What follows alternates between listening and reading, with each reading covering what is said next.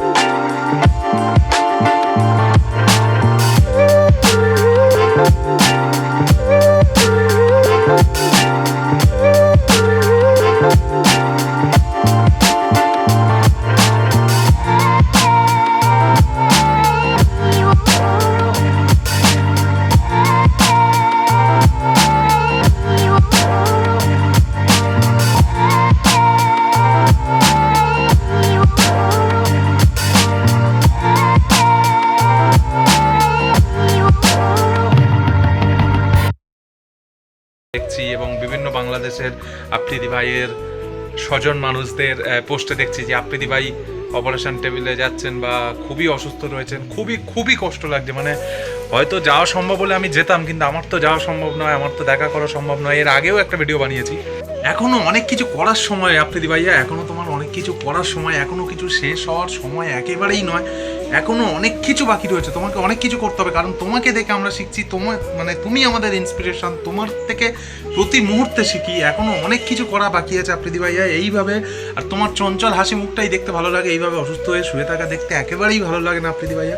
আমি জানি না তোমার কাছে কোনো দিন দেখা করতে পারবো না, হয়তো পারবো না, তাই এই ভিডিওটা বানাচ্ছি যাতে অনেক আশা নিয়ে যে আফ্রিদি ভাইয়ার কেউ যদি ভিডিওটা দেখে, যদি আফ্রিদি ভাইয়া কোনো দিন ভিডিওটা দেখে খুবই খুশি হবো। জানি না কোনো দিন দেখবে কিনা, তাও বানিয়ে রাখছি। আমার শুভ কামনা সবসময় তোমার সাথে আছে আফ্রিদি ভাইয়া।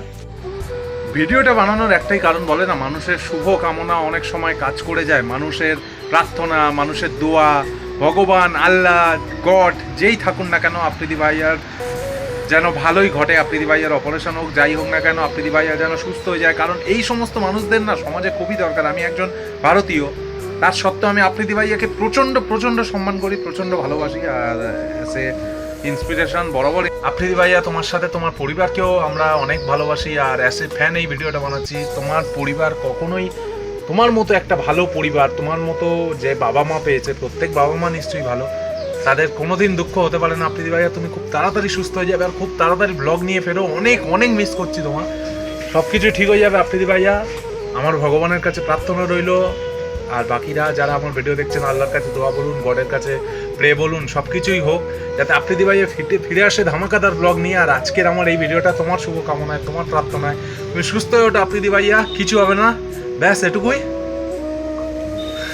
টাকাই আমার ছিনিমিনি করে। টাটা।